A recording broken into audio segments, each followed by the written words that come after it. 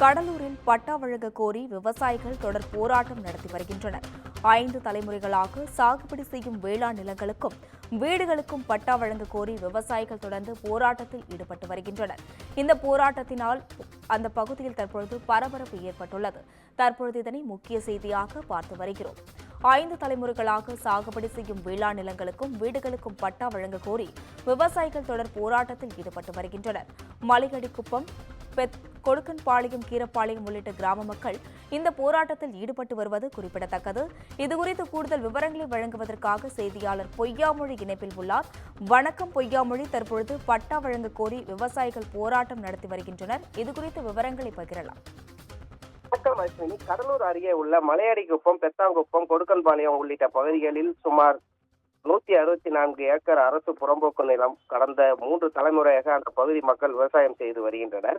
இந்த நிலையில் சமீபத்தில் அந்த இடத்தில் இருந்து முந்திரி, பலா, பல்வேறு வகையான மரங்களை ஜேசிபி இயந்திரம் கொண்டு வேரோடு பிடுங்கி எறிந்தனர். இதனையடுத்து அந்த பகுதியில் வாழும் மக்கள் நீதிமன்றத்தில் வழக்கு தொடுக்கப்பட்டு நிலுவையில் உள்ள நிலையில் இதற்காக இந்த தொடரும் போராட்டம் ஈடுபட்டு வந்தாங்க. இந்த நிலையில சிதம்பரம் வருகை தந்த தமிழக முதலமைச்சர் மு.க.ஸ்டாலின் 75 கோடி மதிப்பிலான தோல் அல்லது காலனி பூங்கா கொடுக்கப்படும் என அறிவிப்பு ஒன்றை வெளியிட்டார்.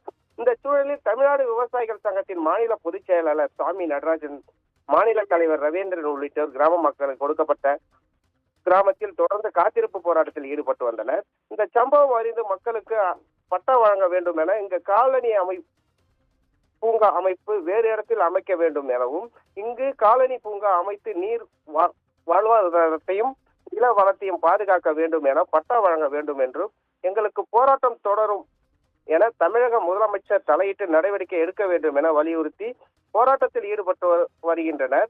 இதைத் தொடர்ந்து போராட்டம் இரவிலும் தொடர்ந்து நடைபெற்று வருகிறது. போராட்ட பந்தலில் சமைத்து சாப்பிட்டனர். தொடர் போராட்டம் நடத்தி வருவதால் இந்த பகுதியில் பரபரப்பான சூழ்நிலை ஏற்பட்டு வருகிறது. காலை முதல் போலீசார் அங்கு குவிக்கப்பட்ட நிலையில் பொதுமக்கள் அப்புறப்படுத்தி வருகின்றனர். இதனைத் தொடர்ந்து அப்பகுதியில் உள்ள விவசாயிகள் மற்றும் கிராம மக்கள் அங்கு பொக்லிங் இயந்திரத்தை முற்றுகையிட்டு போராட்டத்தில் ஈடுபட்டு வருகின்றனர். அஸ்வினி, விவரங்களுக்கு நன்றி பொய்யாமொழி.